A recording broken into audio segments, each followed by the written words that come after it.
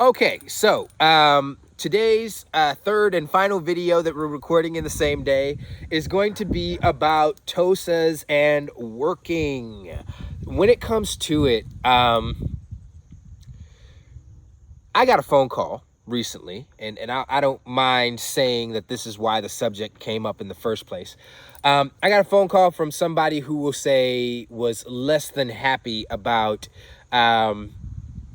something. I don't know what it was ultimately. It was a lot of frustration, I feel like, and anger. I would call it belligerence, but not necessarily. But belligerence would imply that I had a certain place, and I don't. I'm just a person who has Tosas in the general sense. So that said, the general disposition of this person was rather combative, confrontational, I'd say. I think that led to a less than productive conversation in the general sense, or should I say rather with that person. That said, during the course of our conversation, me being the person that always likes to learn, always likes to try to listen and try to make some kind of good out of whatever comes up, I found some things that I think are relevant things to discuss as far as tough questions to answer, right? For me as a Tosa breeder. And I think good information and things that also should be discussed on the whole for Tosa people outside of Japan. So we're going to talk about that today. Okay, so to not go into all the details of this conversation, I want to talk about kind of one of the main takeaways from it. And I think one of the more important parts of why we do what we do here at our kennel. When it comes to Tosas, Tosas need a job. And I'm not just saying that for the dog in general. I'm not just saying that for their exercise needs. You might have some Tosas that don't need a whole lot of exercise, so on and so forth. What I'm saying is the Tosa breed needs a job. And what I mean by that is, I won't preach at you, but I'll let you look it up, okay? Look up how many working breeds continue to thrive after they lose their purpose. Take the German Shepherd, for instance, and how they were hated just as much as the Pit Bull until Rin Tin Tin and people started realizing how intelligent they are and also how much they could be used for protection work, police work. And now everybody swears by them. The German Shepherd dog, at least for the foreseeable future, will never be without a place, right? The Poodle, it has an entertainment value. That is its job, right? The Tosa has only ever been bred for fighting. And when it comes to, talking about how awesome they are and how well equipped they are for that purpose, that's great and all. But when it comes to other dogs that are used for fighting, right, they have other jobs. A Rottweiler could be a herder. They could be a guardian. A Pit Bull could be a catch dog, a hunting dog. They can be so many other things, and people accept that, right? When it comes to the Tosa, it's either fighting in Japan or a show dog abroad. And occasionally you might find a person who trains them for guard dogs or tries to use them for other purposes, right? But they don't have another purpose, right, that's widely accepted. This is what this dog is often used for, and it is a valid thing, right? Because we can't export Japanese style dog fighting to the US, for instance. We just don't have an appetite for it over here, regardless as to what it is on its merits. We cannot expect to bring that here. So when I'm talking about working my dogs and exercising my dogs and all that other kind of stuff, a good, valid question would be, for what? It's not like you can really fight them, right? So what are you going to use them for? And I came to that question many years ago, and the best things that I could find were things like agility, protection work, a few other things. I think hunting could be valid. But again, we're going to get into that in greater detail here. But just as far as it being a requirement that the dog is used for that, I don't think so. No. So when it comes to the Tosa, and I'm going to turn a little bit so that y'all can see Mr. Dante's just sitting here, and he's just sitting here being quiet. He looks like he's in timeout. But anyway, so yeah, when it comes to the Tosa, right? This person was upset with me. This person on this phone call, going back to that phone call, this person was upset with me. This person was upset with me. They couldn't understand why I was teaching my dogs to do protection work. And there were some points that were made.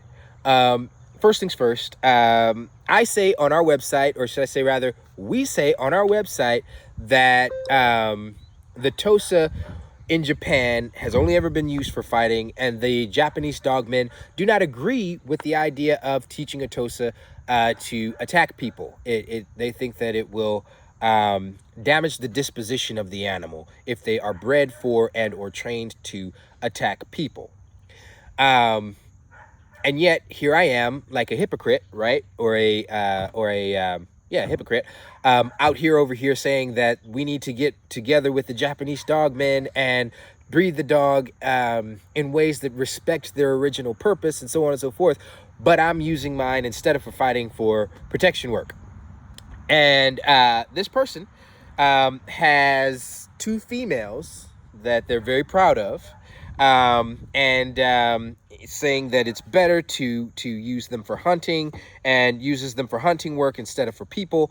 He also uses them as catch dogs on the cattle, on the cattle, and is saying that if these dogs aren't 100% bomb-proof when it comes to people, if they come off of that cattle and attack a human being, somebody's gonna die.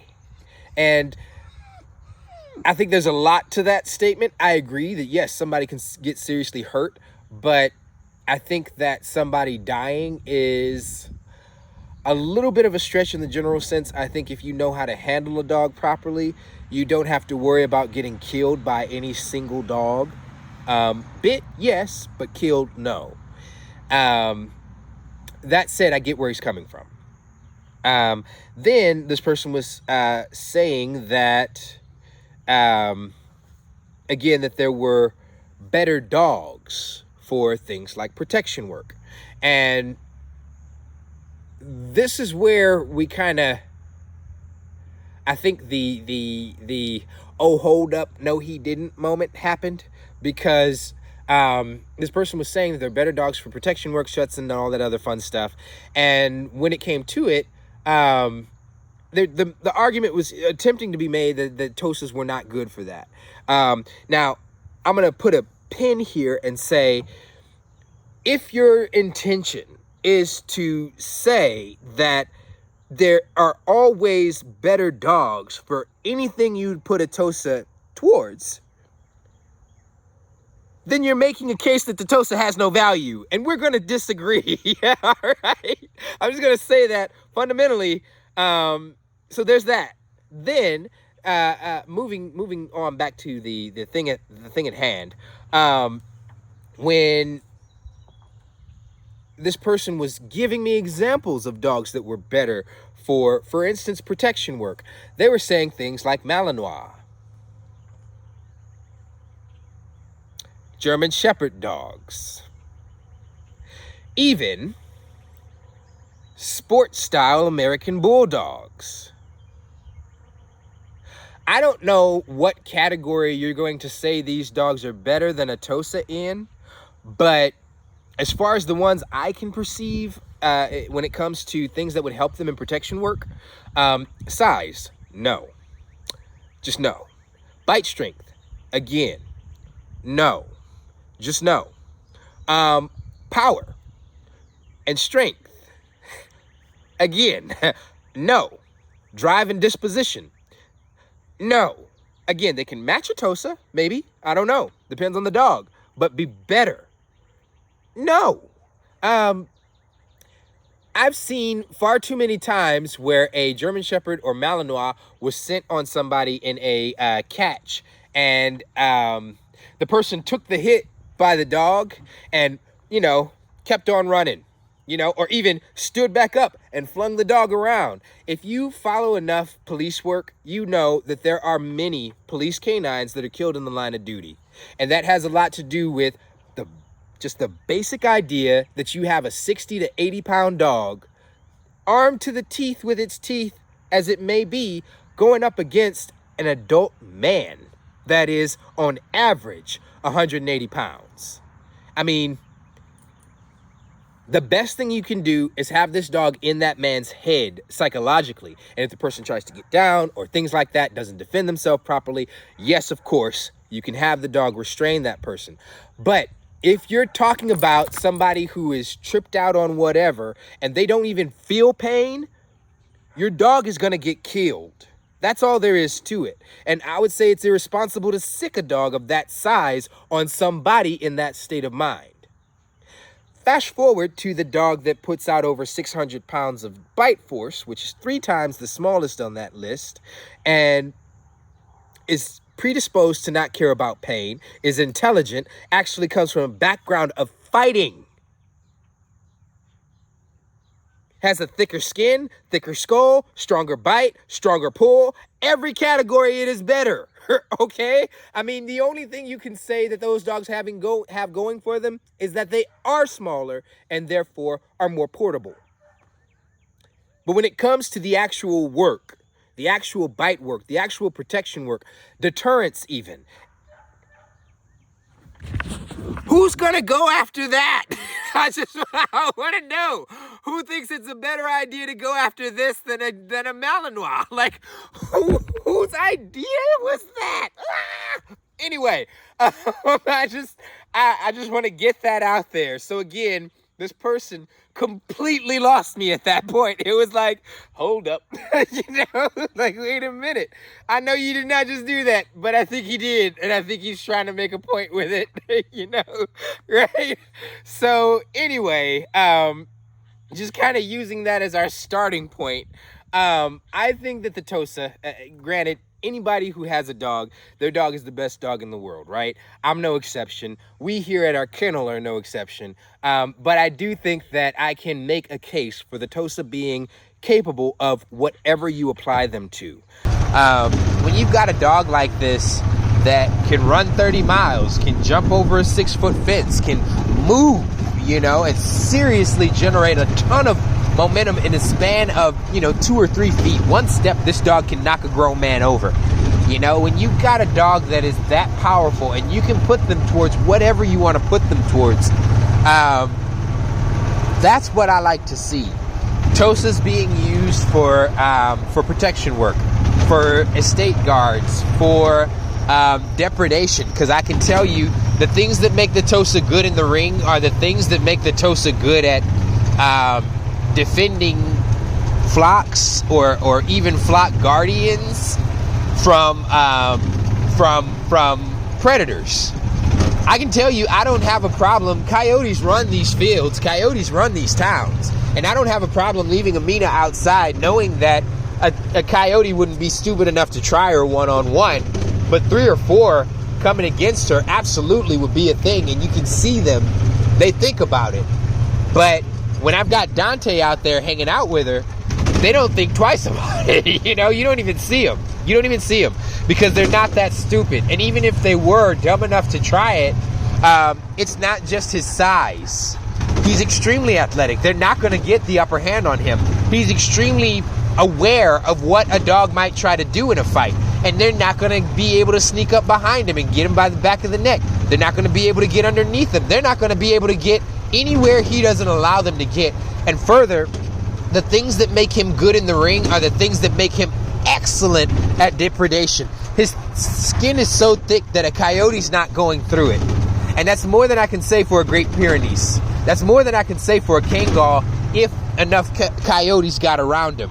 A wolf is not really going through it. And, again, Tosas, if I had to pick a dog for that work, for dealing with wolves, it would be a Tosa. You know, I mean, when it comes to it, they are a breed that is bred to stand and fight, and they do it well. And if we're talking about, you know, the average dog that's bred to deal with wolves on a regular basis, you're talking about a dog that's bred to do more than just deal with wolves, and therefore is not suited to the task. And one-on-one, a wolf would take it. But if we're talking about a Tosa, a dog that is, I mean, the only dog that punctures a Tosa's skin is another Tosa. I just want to say that. 5 seconds in the ring and the Tosa has gone through any other dog you put in them. They have ripped their skin. And that is an extremely important part of defense. If we're talking about purposes these dogs can have, Doggo Argentinos against cougars and mountain lions that come up against them on their property in their natural environment, well, a female Tosa can go through a Doggo Argentino skin. I've seen it several times. So it's no surprise that they get bloodied up by a cougar. And I'm not advocating pitting Tosas against cougars in these sick, sadistic matches that people have been doing, you know, and stuff like that.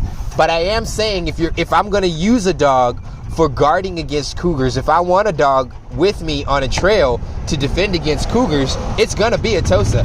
If I'm going to have a dog that's going to have to convince a bear to find something else to do, it's going to be a Tosa. Now, not one of the heavier set, slower moving Tosas, of course, but certainly one of the lighter, quicker moving Tosas that can get around that animal. It's going to be several Tosas.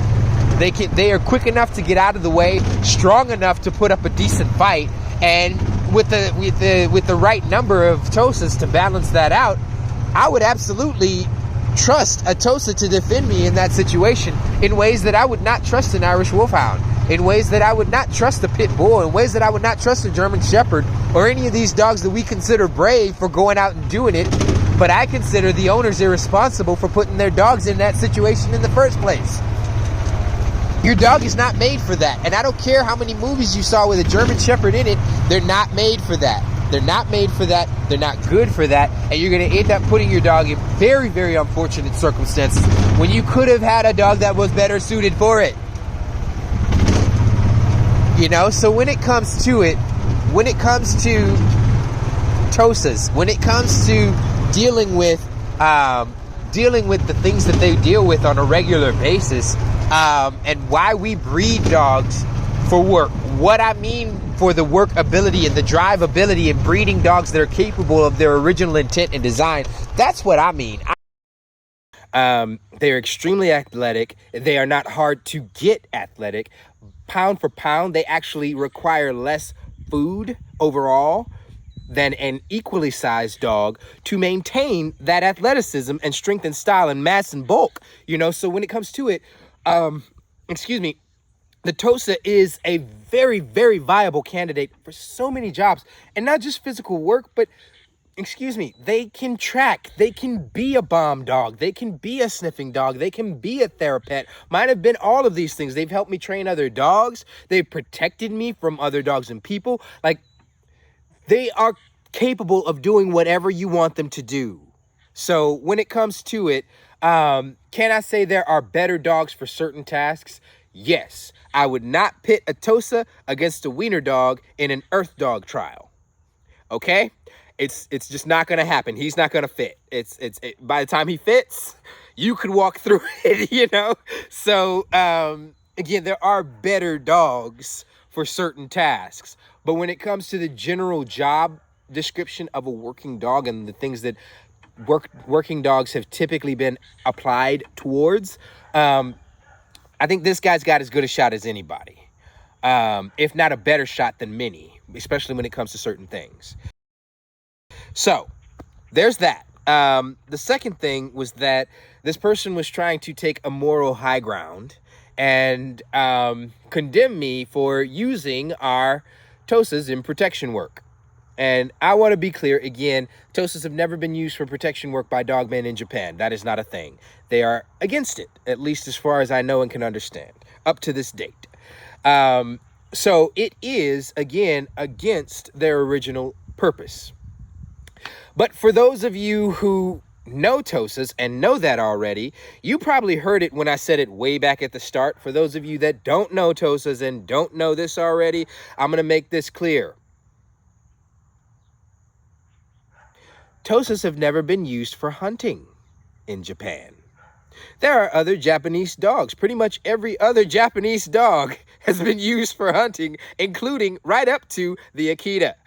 So, used for and bred for hunting. When it comes to it, you can't say that I am doing something erroneous, that we are doing something untrue to their original purpose by breeding them or by training them for protection work when you are training them and using them for hunting. And again, if we're talking about dogs that are better at it, an argument could be made just the same way as you make it in protection. So the moral high ground here, you don't have it, right? And zooming out again, right? We have to find something for these dogs to do outside of fighting, because again, it's not going to happen. I'm not fighting my dogs. I'm not giving my dogs to somebody who will fight them. It's not going to happen. So we have to find something outside of that.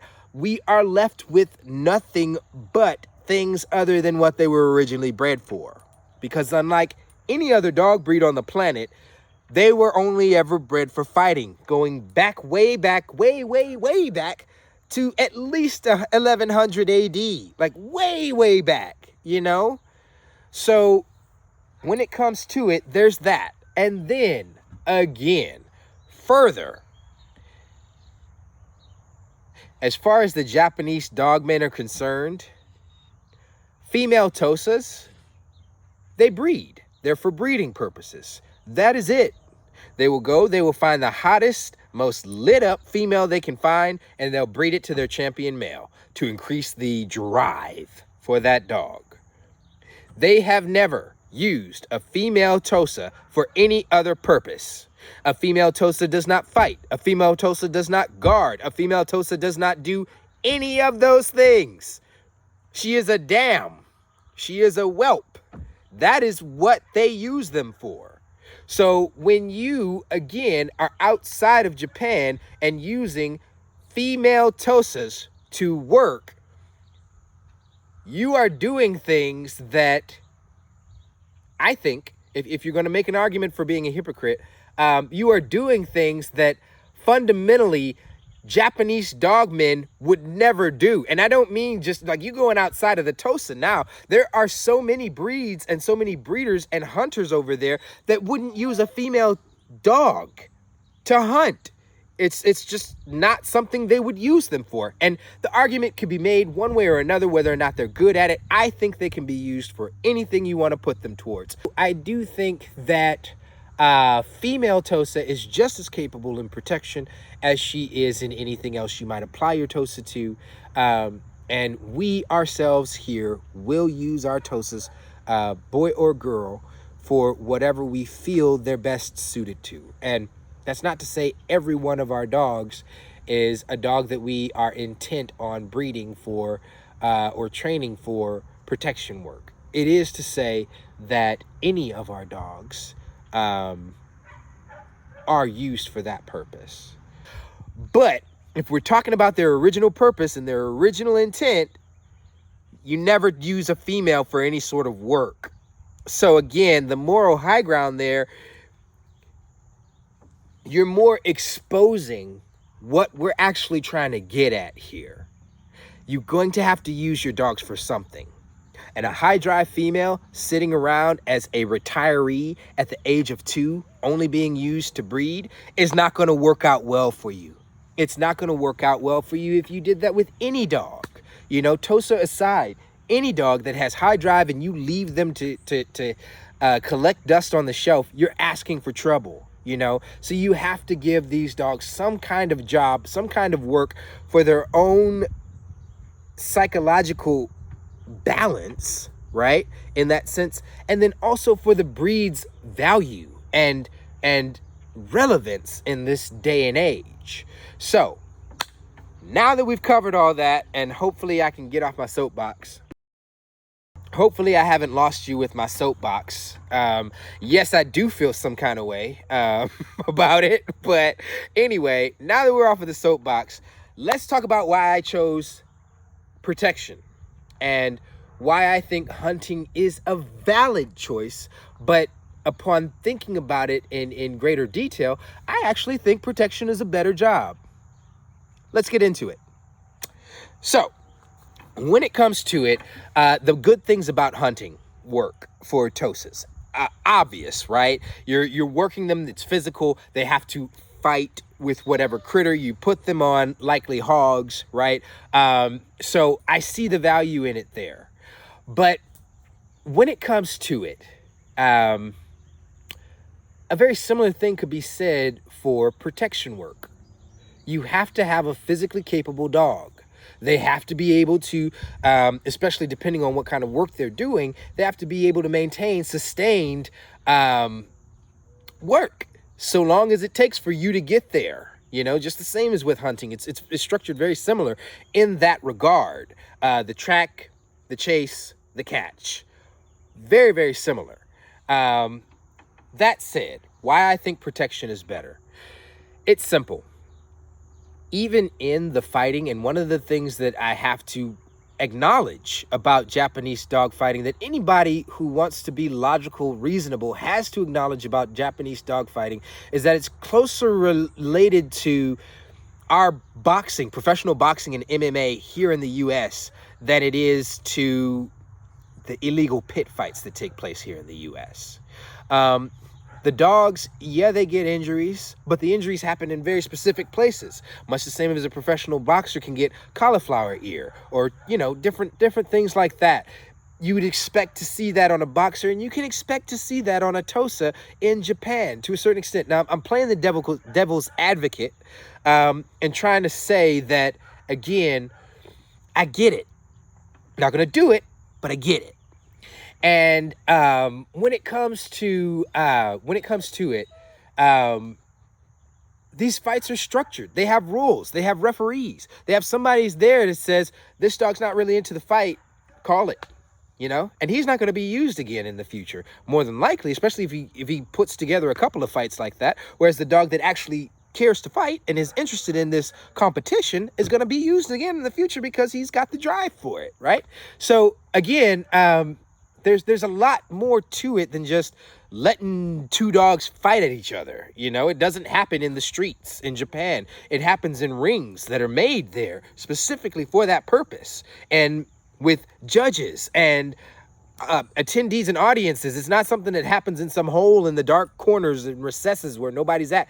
This is something that is, shall we say, this is something that is a legitimate sport over there, much the same as you go to watch a football game, which again, people get concussions.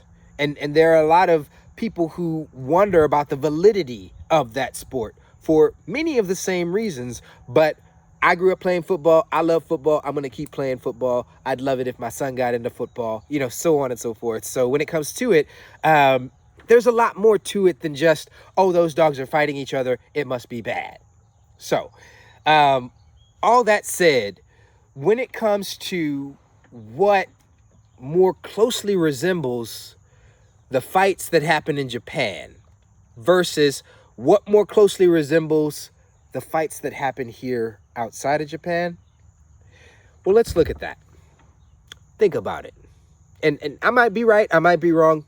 You can let me know in the comments and tell me. This is just what's going through my head, and I'm trying to be honest and clear about it.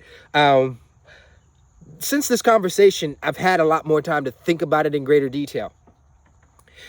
Think about it. With a fight that happens here in the U.S., I grew up in Houston. I've seen a lot more than I cared to see. Growing up in South Park, I've been chased by fighting dogs. I've seen fighting dogs. Again, like I said, we had a neighbor in my late childhood that had fighting dogs that they would regularly take out, and they'd come back bloody, but you know, not as bloody as the other guy, I'd guess. And then sometimes they'd come back and the dog wasn't with them. So I've seen it. I've seen it. And when I got my Tosa, the reason why I got into Tosas in the first place is because I wanted a dog that was athletic, that was happy-go-lucky, that was friendly, that could go wherever I went, and that was trainable.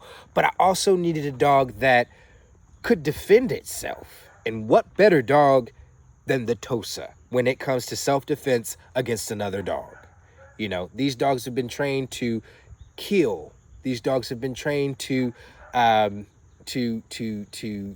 to the death. I'm talking about the fighting dogs that we, you know, would see in our city, and putting, you know, your Labrador, you know, your patent leather lab, walking on the street, and one of these dogs get loose, you're gonna be standing over a dead body.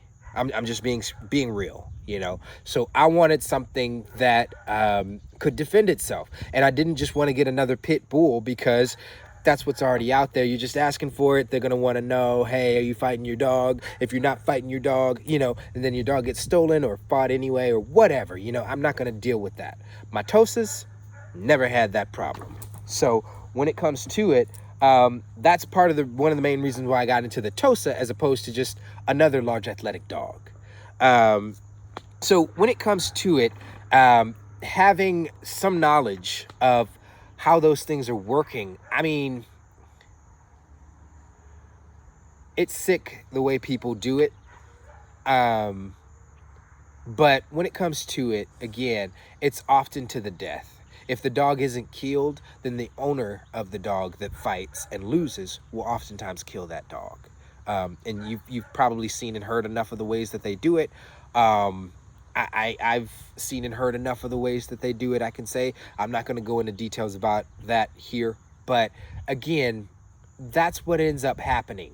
And it's again, to the death. It's extreme. It is unstructured. It is just a matter of subjective. Hey, this dog I felt fought harder, or this dog I felt like was tougher, or this dog looks bad, you know, so on and so forth.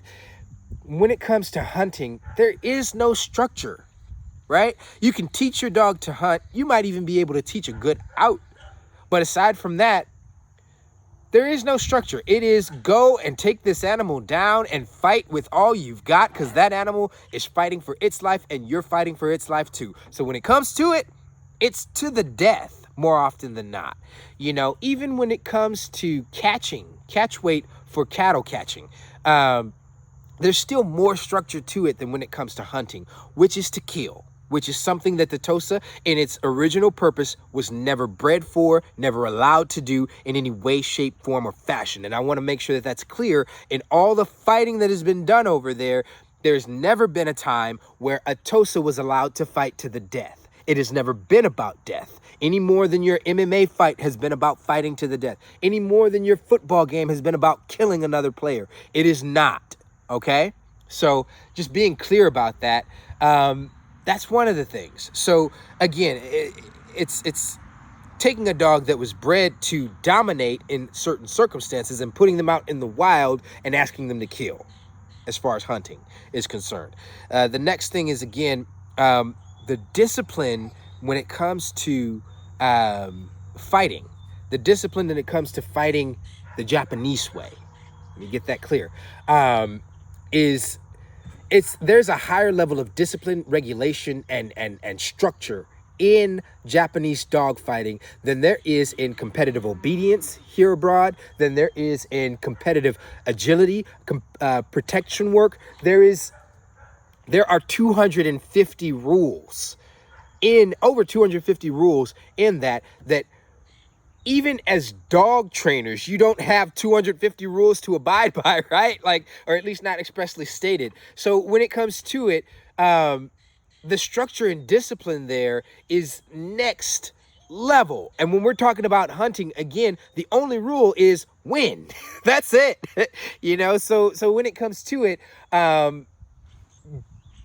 the more we analyze it, the more we find hunting doesn't actually look like what we breed those dogs for, or what those dogs are bred for, rather, in Japan, you know?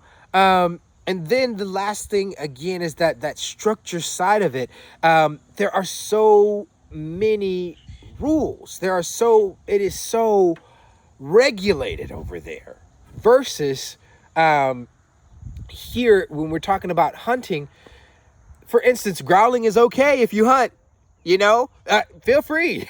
Growling is okay. Backing up is okay. Standing at a distance is okay. And, waiting your turn and then going in when you think there's a smart time to go. All things that a dog would never do in the ring in Japan. Barking is okay. Barking is expected. Barking is encouraged because the hunter has to know where you're at. You need to make sound so that they can find you. So barking is okay. Baying is okay. We breed our hound dogs so they make noise.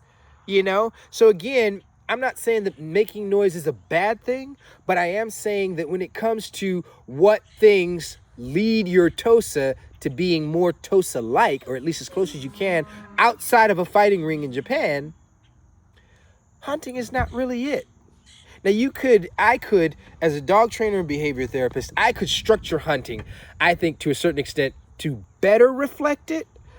But when it comes to it, ultimately, the essence of it is a practice that at least one animal, does not want to be a part of this, right?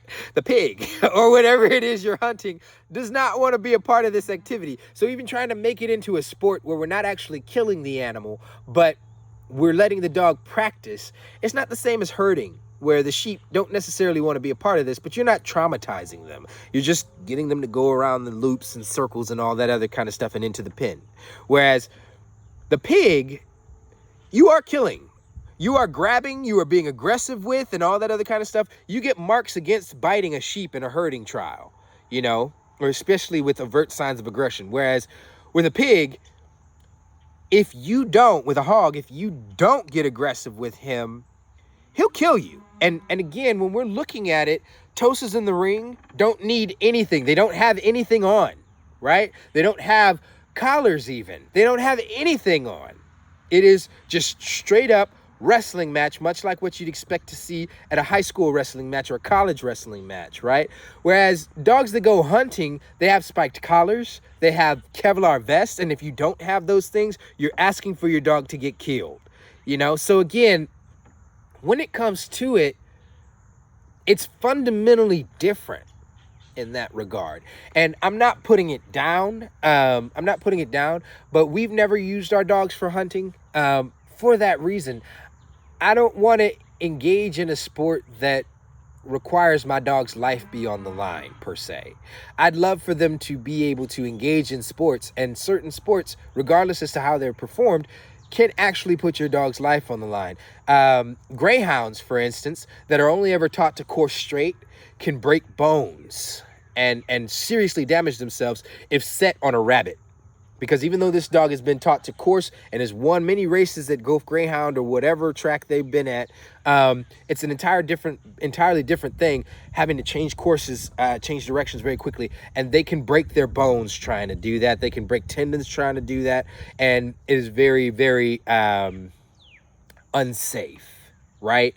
The same way, if they haven't been taught to course across properties, then you can have a dog that can really, really hurt themselves running over, one, uneven terrain, and then two, these properties are separated oftentimes by a barbed wire fence.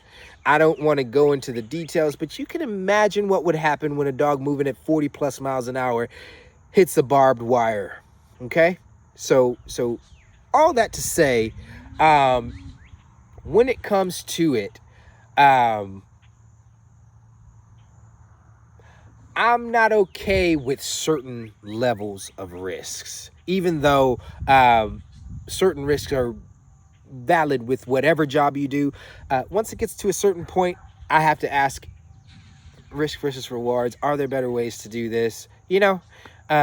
So when it comes to it, personally, hunting is not really for us. Not to say that we wouldn't ever do it someday, but if I was, I'd have to have guarantees that my dog would not be hurt in any way, shape, form, or fashion. I'd have to have it structured in such a way that, again, it's not just some free-for-all bloodbath. It is structured, disciplined. It is just as much training as it is when the dog is, well, we're training out here on the property in the training field, So when it comes to it, as that's not a reality today, and I don't see it as a reality in the foreseeable future, I'll say it's just not for us. Now, when it comes to guard dogs and protection work, I think that there is a much better case for that than there is for hunting. And I mean, there's certain parts of hunting where they're just hazards. I mean, I don't want to alarm people or speak bad about it. Again, it has its place and purpose, but let's be real. I've seen the quarry, whatever it is, get smart and trap the dog. I've seen them go into water and drown dogs by the dozens. I've seen them go to the edge of a cliff and you see dogs just falling off. It is the most gut-wrenching thing on the planet to watch these dogs falling some 40 feet into a ravine full of rocks. And I'm like screaming at the screen, like, oh my gosh, like I don't get how that's okay. And again, if I were ever to hunt dogs, I'd have to make sure that that's not okay. I mean, that's not going to happen, but when it comes to it, you don't really have a way to guarantee that to a certain extent, versus protection work, which happens in a controlled environment. I can practice protection work fully and train protection work fully, and I'm not sicking a dog on an animal that doesn't want to be there. I'm training them with people who are there for the intent of training that for that purpose. There are competitions for it where you can do it recreationally, and there are real world applications for it. I don't have to go out and find the thing to hunt when it comes to protection work. 9 times out of 10, right? They come find you. And in that regard, whether your dog is there or not, chances are your dog might be there. And if they're not protection trained, you're putting yourselves at risk, right? And again, it's not to say that that's a definite or guarantee. It's just making that devil's advocate case for it. So when it comes to it, again, we're not going to the death on this. Even in the real world scenario, I'm not necessarily looking for my dog to kill somebody. I need them to hold them until the police get there. I need them to hold them and restrain them while I go and get something that convinces this person to calm down and stay put, So when it comes to it, can the dog kill somebody? Yes. But would it be something that's a foregone conclusion? No. So when it comes to it, and yes, you can train your dog to kill somebody. You can give your dog a command that says, hey, look, we're swapping from control and dominate mode to kill mode. Absolutely. But again, that's a conscious decision in that moment that you're making, So when it comes to it, that is the essence of it. In the ring, the Tosa is not regarded as a good Tosa for killing. That's not the essence of what they do. Their goal is to dominate. And when it comes to Schutzen, protection work, ring sport, French ring, whatever it is that you call it, the dog is there to dominate the person. They're there to control and dominate the person in that regard. So when it comes to it, even possess the person, right, to a certain extent. So when it comes to it, there's actually very few things, if anything, that's a better match in that regard. The next thing, of course, would be the discipline and the structure of it. I guess the next two things would be the discipline and the structure of it. When it comes to it, your Tosa, right, is gonna be required to adhere to far more structure, far more discipline. Overt aggression, which would be demanded and required in the hunting realm, is actually a mark against your dog in the protection realm, much the same as it is against your dog in the fighting ring in Japan. So I won't go into all the details, but I just kind of want to point those 3 out to start. Anyway, all that to say that when it comes to why we train our dogs, for protection work, among other things, that is it. And before we move off of this, I want to say one thing, just logic and reason. Very, very basic logic and reason that we don't always get as dog people, and you don't always hear people say. As far as I know, and I work hard to make sure I know, there is no gene location,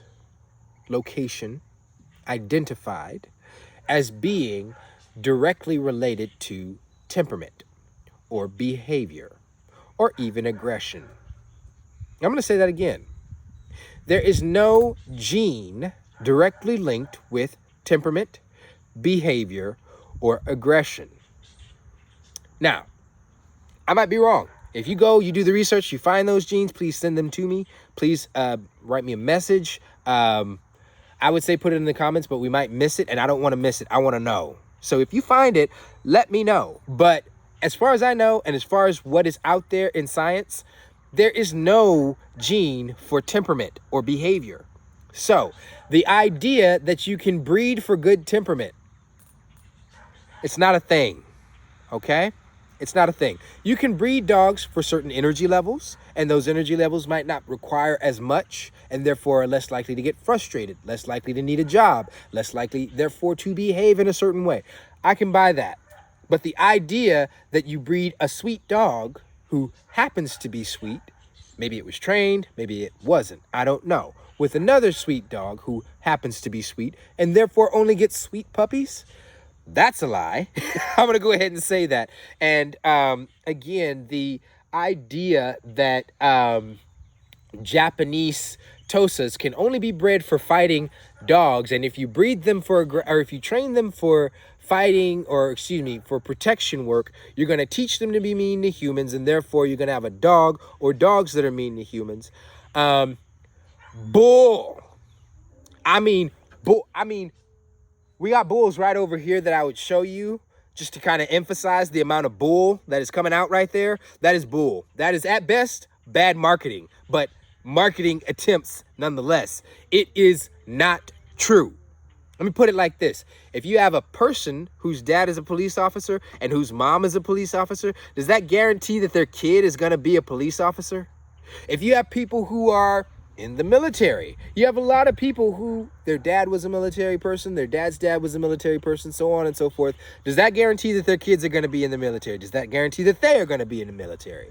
If you have somebody who's a great plumber and maybe married a great plumber because they met in plumber school, does that mean that they're going to have kids that are great plumbers? No. Does that mean that they're going to have kids that are predisposed to becoming plumbers? No. Okay, so when it comes to it, why should we presume that dogs are going to be any different? You know, I mean, I never really understood that. So we'll talk about this in greater detail later on a different video as we talk about what we breed for here in our kennel. But when it comes to specifically the question of if you train Tosas to protect, what does that make them aggressive to humans? German Shepherds have been trained to work in protection work for the better part of 100 years now. Are they predisposed to be more aggressive to people? Are Dobermans? Are Rottweilers? And before you answer that question, person who's never had one, I would say talk to people who have and ask them. Not to say that there haven't been individuals that have had that problem, but to say that by and large, that's not what decides whether or not a dog is going to be aggressive. More often than not, the thing that you're teaching a dog in protection work is discipline and an off switch. Much the same as teaching a child martial arts. You're teaching them ways to protect themselves, but you're also teaching them self-control if you're teaching it properly. You're teaching them discipline. You're teaching them how to not get into a fight. You know, same way. So when it comes to it, the idea that teaching a dog to work protection work is somehow damaging their personality, not if you're doing it right. I'm going to go ahead and say that. Not if you're doing it right. No, there are many dogs that, even our own dogs, that have been protection trained and also worked as a therapy dog. And again, how hard is that to imagine when you see that Many of the Toys for Tots programs are run by police officers who at one point during the day have to deal with somebody shooting them and neutralizing that threat, but at another point in the day have to maybe go get a kid from that same situation and help them to adjust and deal with the trauma, and maybe give them a toy that they carry in their trunk. Many police officers do stuffed animals that they give to the kid to help them to deal with that trauma. You can be more than one thing, and a dog is no exception. So the idea that training a dog for protection work precludes them from being able to be used in any other capacity or predisposes them to being aggressive towards humans is a severe misunderstanding of how dogs work. And that's the reason why I, as a dog trainer and behavior therapist, still have a job. I don't want to be needed to stop dogs from attacking people, but I am. And misunderstandings like that are the reason why. Don't think for 1 second that that's the case. And nail in the coffin on this argument, before Tosas were bred for protection work or trained for protection work outside of Japan, they were just exported. Look at how many countries have a breed-specific ban on Tosas. U.S. doesn't, thank God, but look at how many entire countries, not just cities, towns, provinces, entire countries have bans on Tosas. Look at how many have a ban on the breed as a whole. Was it because these dogs were bred for years and trained for aggression and then all of a sudden started getting people aggressive? No. These dogs were never bred for protection work in Japan. They were exported, and then we have this problem. So I'm going to get off this soapbox, but I just want to be sure and be clear to put it out there that the idea that training dog for protection work makes them aggressive. No, it does not. No, not by virtue. No. Now, it can, if done poorly, teach a dog poor self-control and poor discipline. And if you have a dog that's already aggressive, yes, you can have some issues with that. But no more than if you would have just had that same dog and not trained him. You know, I mean, chances are that you would have had that same conclusion anyway, because you probably would have been continuing to do the things that make a dog aggressive. Or should I say rather, make a dog more likely to use aggression. You know, so when it comes to it, I just want to get that out there. Make sure that that's clear for those wondering about the Tosa, wondering about the Tosa's future and how we might use them into the future. The idea that only bad and aggressive dogs breed bad and aggressive dogs makes you more likely to believe the inverse, which is only safe and happy dogs breed safe and happy dogs. And safe and happy dogs only make safe and happy dogs. Not true. And I can tell you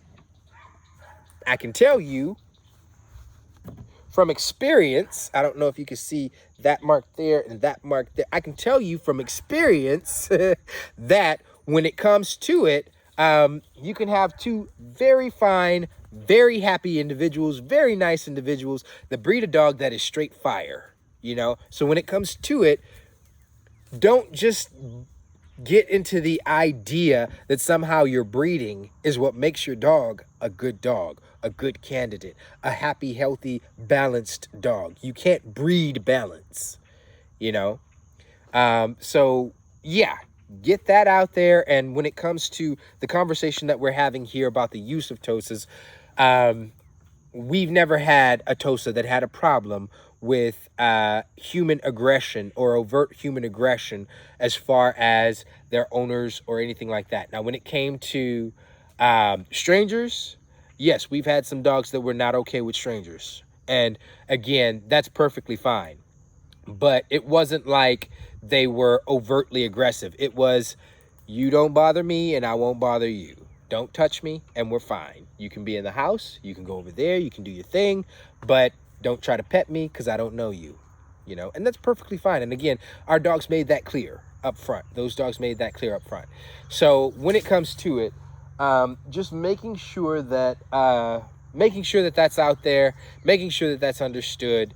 Protection is not for everybody, just the same as any given sport or dog activity is not for everybody. But the idea that one is more likely to make a dog aggressive is preposterous. I've been bitten by show champions. I've been attacked by dogs that were only ever loved. In fact, 9 times out of 10, when I'm being attacked by a dog, it's because a dog that was only ever loved, right? So when it comes to it, I just want to be sure and get that out there when we're talking about answering that hard question of why we protection train our dogs. And getting that out there to make sure that you know that that's not something that's going to lend the dog to being more aggressive or more dangerous. Okay, that's it. Thank you guys so very, very much. Y'all have a blessed day. And like, subscribe, follow, share. Please share. Thank you guys so very much for checking out our channel, for watching our videos. I hope I wasn't too boring. Thank you for following us or watching us. If you do not already follow us, please follow. If you have not liked this video, please like, and please subscribe, and you'll be able to keep up with the next videos we put out about Tosas. We love what we do here. There'll definitely be more videos, and you can learn a bit more about the breed, learn a bit more about us, and hopefully it'll be stuff that you'll find useful. One other thing I would say is that if you can, please share our information. I know a lot of people will say share, but for us it's actually more important. You may not know this, but the Tosa is what we might consider an endangered species here in the US and even in the West. I would say the place that the place that the Tosa is right now is not unlike the place where the pit bull was in the mid 50s throughout the 70s, in that they no longer are used for their original purpose here in the US. Thank God they are not used for their original purpose, so that kind of leaves a vacuum. The breed's notoriety is going down in that vacuum. But what that opens the door for is for bad actors to get a hold of what remaining specimens there are and use them for, we'll say, nefarious purposes. And when it comes to it, this is a wonderful breed. We just barely got the pit bull to where it's like 50-50 publicity, right? I'd hate for the Tosa to be the next dog everybody hates. So please share as much as you can. Get the information out there about the breed. It took so long for the pit bull to make a comeback, not because of breeding and responsible breeding practice. No, there's always been people that have been breeding pit bulls responsibly. You know, what it took was having people in their corner, advocates, people who could stand up and say, that's not the way pit bulls act in reality. That's a dog that's been abused. That's a dog that's been mistreated. That's a dog that's been mistrained. And that can happen to any breed. You know, and the more that those people get out there, the more you see the pit bull coming out in a better light. You know, unfortunately, it's still got a long way to go, but that was the change. And the same thing is true for the Tosa. We need people who are going to get out there and say, hey, look, that behavior right there, that's not a Tosa. This, that, the other thing, that's not Tosa behavior. This is an example of an unfortunate set of circumstances that befell an individual dog. It is not what is to be expected of the breed as a whole. So when it comes to it, I think it's super important that you share, even more than liking and subscribing, which would be awesome. But share so that the information gets out there and more people learn the truth about the Tosa. All of it, not just the fighting past, but where they are today and where they're headed. Hopefully, more people will see this, more people will share, and the information will be out there. Again, you don't necessarily have to want to get a Tosa yourself, but learn about the breed. We need more advocates. Hopefully, some people watching this will find that true and become an advocate for this wonderful, amazing breed. Thank you guys so much for your time. We'll let you go and enjoy your life, and let Mr. Dante get on to his kibble for the day.